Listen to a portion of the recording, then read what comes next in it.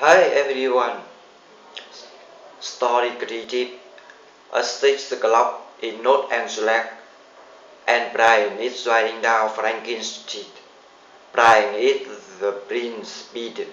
In Los Angeles, Brian is riding his Nissan Skyline in Franklin. Suddenly, a black Honda Civic pulls up next to him. It's the girl she slammed Sarah. Paul stopped the traffic light in front. He looks over. Sarah looks at him and realizes that the driver is Brighton. Brighton stares at Sarah. He yells, "Hey!" When the light turns green, let's race. Sarah says, "Alright, Jordan." Brian says, "I'm gonna smoke you, sucker." Sarah says, "I'm gonna beat you." Brian and Sarah wait at the light. They run.